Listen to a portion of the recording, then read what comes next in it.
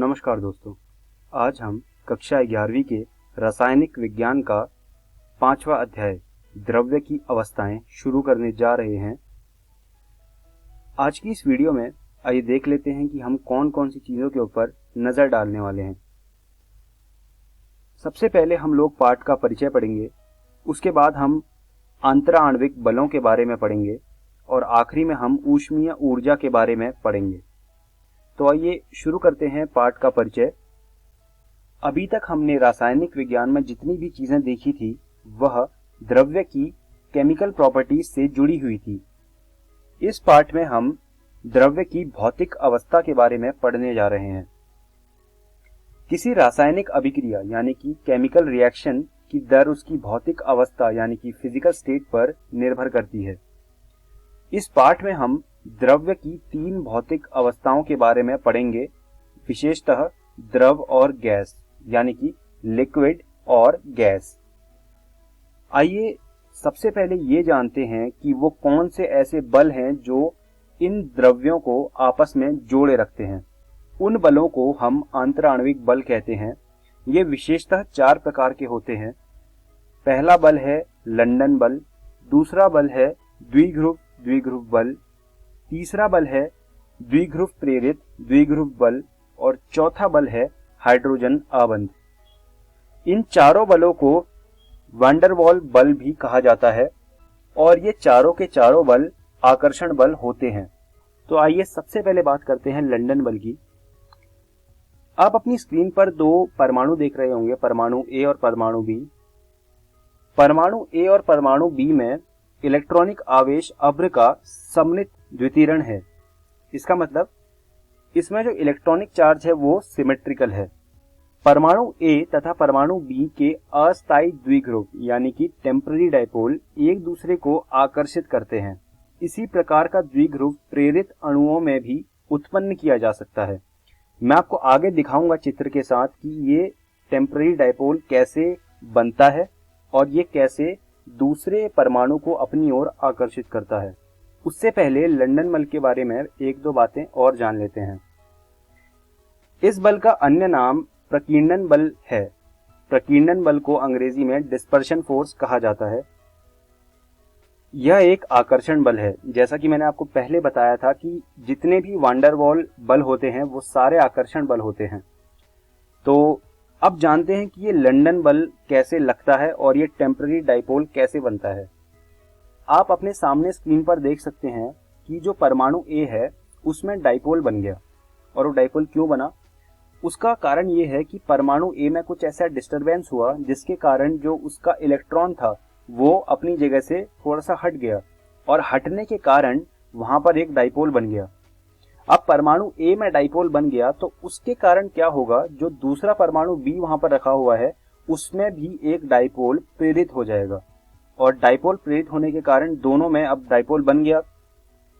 अब वो क्या करेंगे, एक दूसरे को खींचेंगे यानी कि उनके बीच में एक आकर्षण बल लगना शुरू हो जाएगा और इसी बल को हम कहते हैं लंदन बल। अब हम आगे बढ़ेंगे और बात करेंगे द्विध्रुव बल की, जिसे हम अंग्रेजी में डायपोल फोर्सेस भी कहते हैं। इसमें क्या होता है, स्थायी द्विध्रुव रखने वाले अणुओं के मध्य द्विध्रुव बल कार्य करते हैं।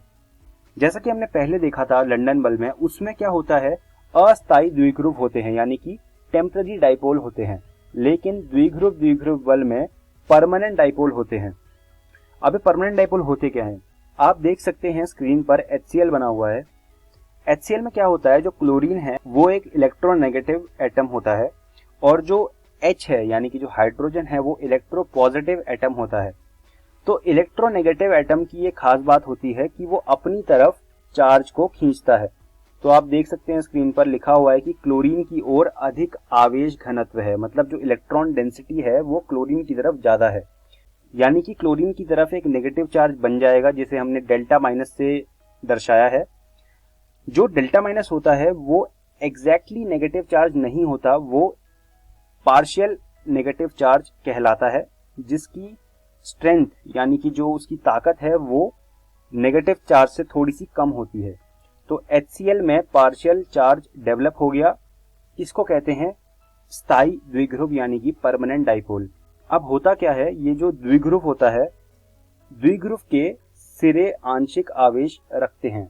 तो होता क्या है, जब हम HCl को लाइन में रखते हैं तो क्लोरीन के ऊपर जो पार्शियल नेगेटिव चार्ज है वो हाइड्रोजन के पार्शियल पॉजिटिव चार्ज को अपनी तरफ आकर्षित करता है और इस आकर्षण को कहते हैं द्विध्रुव द्विध्रुव बल।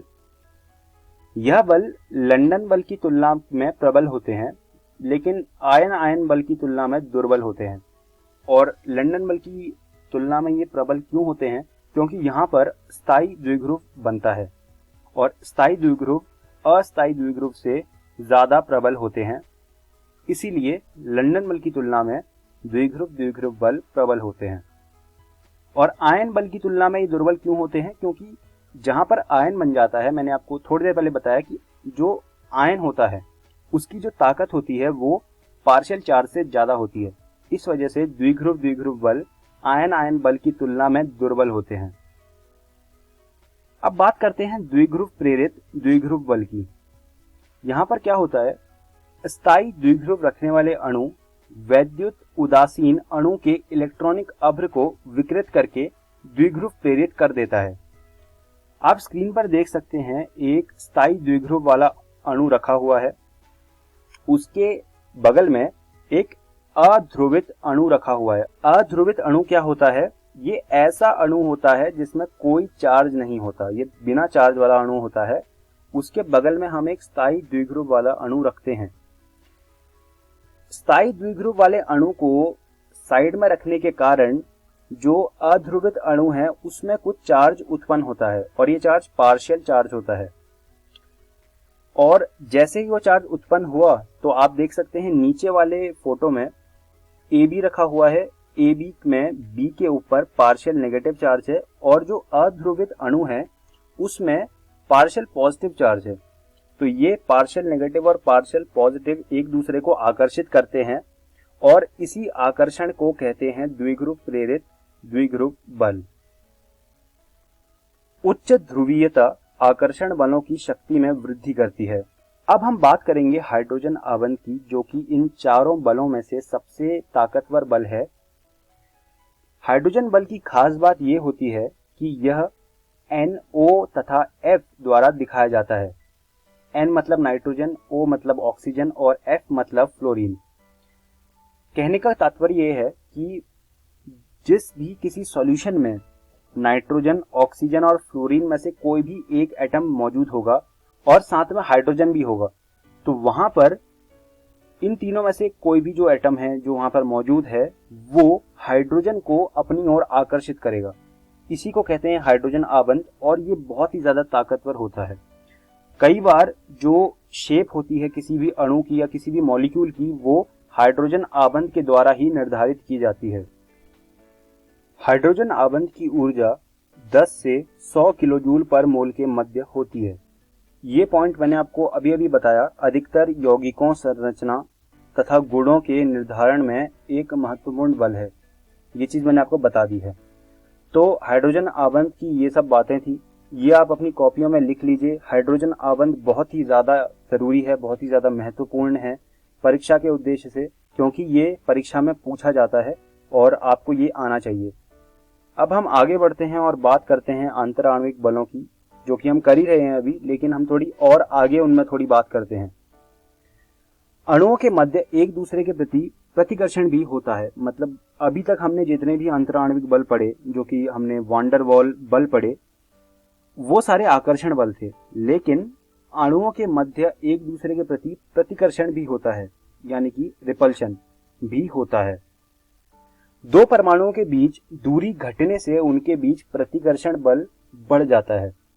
ऐसा क्यों होता है इसको समझते हैं। जैसे दो अणु हैं, अणुओं में बाहरी सतह पर इलेक्ट्रॉन्स मौजूद होते हैं और इलेक्ट्रॉन्स में नेगेटिव चार्ज होता है।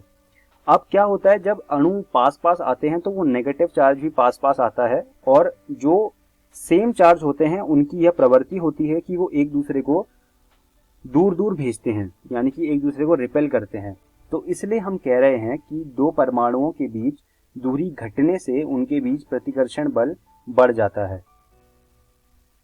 यही कारण है कि द्रव एवं ठोस को संपीड़ित यानी कि कंप्रेस करना कठिन होता है।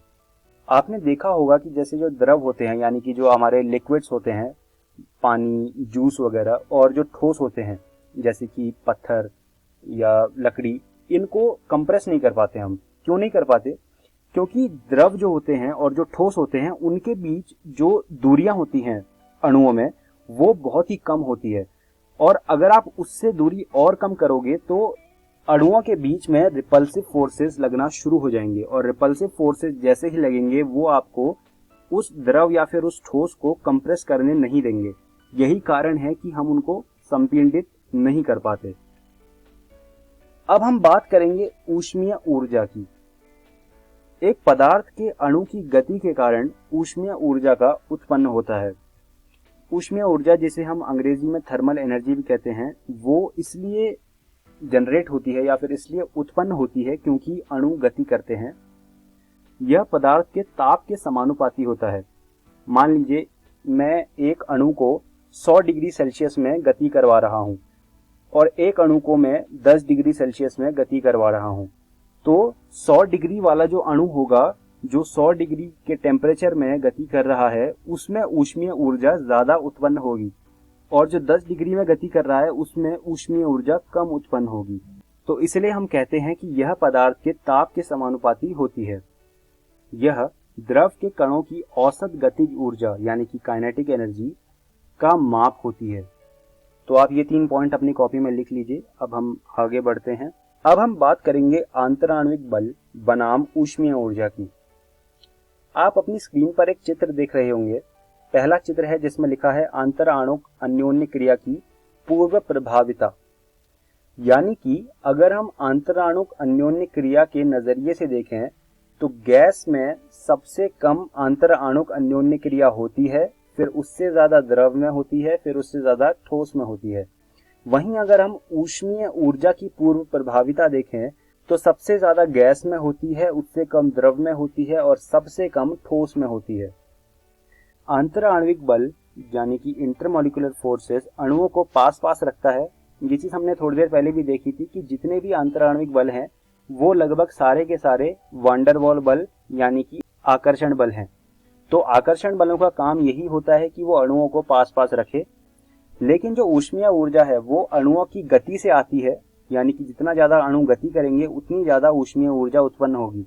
तो ऊष्मीय ऊर्जा का काम होता है अणुओं को दूर दूर रखने का। यानी कि अगर कहीं पर ये बताया गया है कि इन अणुओं की ऊष्मीय ऊर्जा बहुत ज्यादा है, तो यहाँ पर हम सीधा सीधा ये अपनी बात रख देंगे कि अणु दूर दूर होंगे। द्रव्य की 3 अवस्थाएं अणुओं के अंतराण्विक बलों तथा ऊष्मीय ऊर्जा के मध्य संतुलन का परिणाम है। अभी आने वाले समय में हम कुछ प्रकार के द्रव्य पढ़ेंगे, तो वो जो द्रव्य हैं वो अणुओं के अंतराण्विक बलों तथा ऊष्मीय ऊर्जा के बीच जो एक बैलेंस बना रहता है उसका ही एक परिणाम यानी कि रिजल्ट है। तो अब हम इस वीडियो के अंत में आ गए हैं। आइए देखते हैं कि आज की इस वीडियो में हमने क्या क्या सीखा। सबसे पहले हमने पाठ का परिचय पढ़ा, उसके बाद हमने अंतराण्विक बलों के बारे में पढ़ा। इसमें हमने 4 प्रकार के बल पढ़े। उसके बाद हमने ऊष्मीय ऊर्जा के बारे में पढ़ा। मैं उम्मीद करता हूं आपको मेरी पढ़ाई हुई चीजें समझ आई होंगी, और मैं आपको यह सजेशन दूंगा कि आप इन सब चीजों को घर जाके दोबारा से अपनी रासायनिक विज्ञान की एनसीईआरटी से पढ़ लीजिएगा। आने वाली वीडियो में हम सबसे पहले गैसीय अवस्था के बारे में बात करेंगे, उसके बाद हम आदर्श गैस समीकरण के बारे में बात करेंगे, और आखिरी में हम गैसीय पदार्थ का घनत्व एवं मोलर द्रव्यमान के बारे में पढ़ेंगे। धन्यवाद दोस्तों।